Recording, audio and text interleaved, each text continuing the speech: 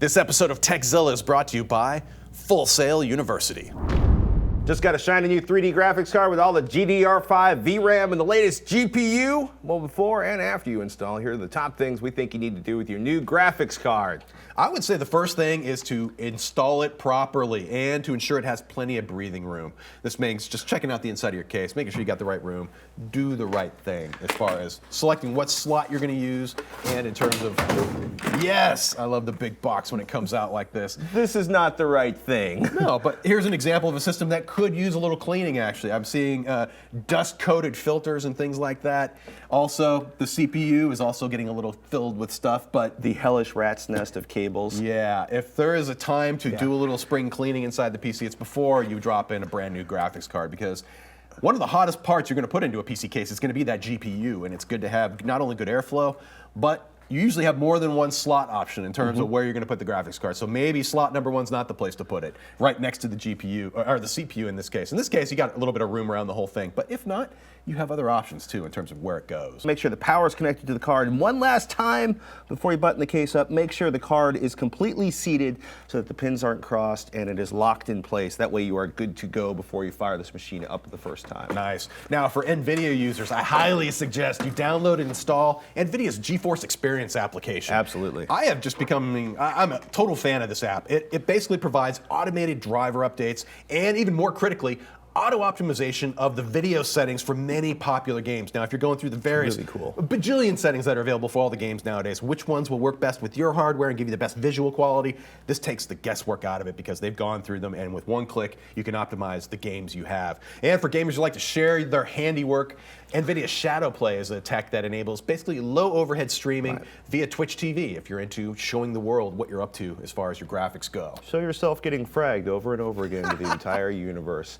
If you're running an AMD GPU, 270, 290, awesome bargains right now. You'll want to head, at least if you can find them, and the Bitcoin people aren't grabbing them, you're going to want to head to support.amd.com and make sure you've downloaded AMD's latest drivers.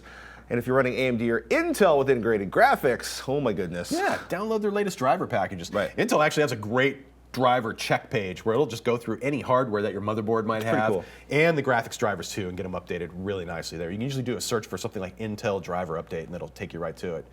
I would say though, once you get the monitor connected and it's all up and running, there are a few must-have apps, I would say, for basically testing out that new graphics hardware. And we're not talking just games either. Well, just actually making your entire experience staring at a monitor all day a little bit better. F.Lux, F.Lux, it is a must-have, handy tool. It adjusts the color temperature of your computer's display to adapt or match the time of day, basically where the sun is in the sky, the lighting conditions you should have. For example, it's warmer, more orange at night, and colder or cooler blue to match the sunlight that's streaming through your windows during the day. A lot of people think this is really silly until they use it and their eyeballs hurt less at the end of the day. Check out F.Lux. It is good stuff. Totally, and also that icon that's in the tray, you can right-click on that for some additional options, like a darkroom mode where you just need to dim the screen really quickly and things like that.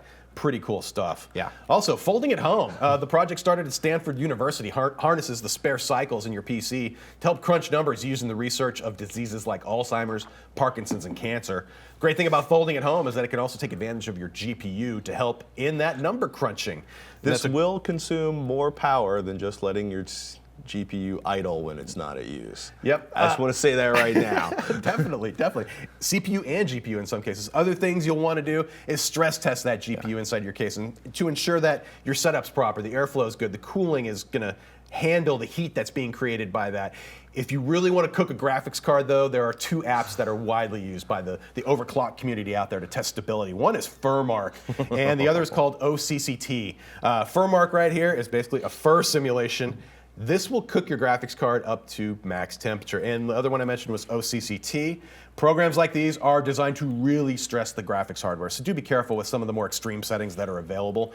You will see quickly that either of these apps will be good at just, actually I should say that FurMark is more for OpenGL use if you're into getting specific about what the apps are better optimized for, and OCCT is actually a DirectX app where it'll run on that side of things if you prefer one way or the other. Either one though is going to cook a graphics card pretty good, and to the point where if you have a problem with that card, be it the cooler, how it's attached, something like that, you're going to know pretty quickly, and hopefully there's an automatic gating function to slow down that GPU if it's not being cooled properly. But if you want max temperature, that's the way to go. Yeah, and if you want us to talk about some of the issues with cooling with some of the latest generations of GPUs, do us a favor, email us techzilla@revision3.com or hit @techzilla.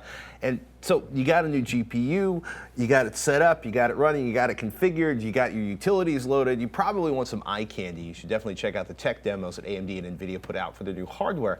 They don't do much other than make your eyeballs scream with joy, but they're a nice way to convince yourself that you made the right decision in buying a new GPU. Although personally, I think that simply going to Steam and downloading some new games and running them at the new max settings for your monitor. Totally. If you have the awesome. opportunity to benchmark your system before you swap the graphics cards out, just about every modern game nowadays incorporates some sort of a benchmark utility where you can do a quick test with a game you're actually playing, and that is a nice way to say, oh, you know what, I could play it with the old graphics card on medium at my current resolution. With the new graphics card, I'm playing on ultra with the same performance or better. And that's where you just look at yourself and go, you know what, that was a good investment, and I'm glad I upgraded my GPU. There's nothing quite like waiting 4.5 years before updating your GPU. You know what? I've had the same CPU for about 4 years now. I have not upgraded once on the CPU side of things. I have swapped my graphics card out almost yearly since then. So I'm on about the 4th or 5th graphics card. But same GPU same CPU, first new GPU in 4 years. It was like, oh, it's all better now. Just saying. Indeed. And with that, it's time to thank one of our sponsors. You know that the mobile app industry is on fire right now. Full Sail University's online mobile development bachelor's degree program can teach you the skill set you need to take advantage of those emerging opportunities. In this degree, you'll learn both the programming and business sides of mobile development so that you can conceive, develop, deploy, and market an application from start to finish. You'll explore advanced programming languages, visual frameworks, usability principles, and app deployment for iOS and Android operating systems. Through Full Sail's Project Launchbox program, students receive a MacBook Pro preloaded with industry software, plus iOS and Android devices. Between the App Store and Google's Play Store, over 50 billion apps have been downloaded, with no signs of slowing down. Now, if you're ready to master the technology and software to compete in this rapidly growing industry, where's my app to track my friends, for crying out loud? I need to visit them more often. Anyway, visit fullsail.edu/techzilla to learn more about the online degree program.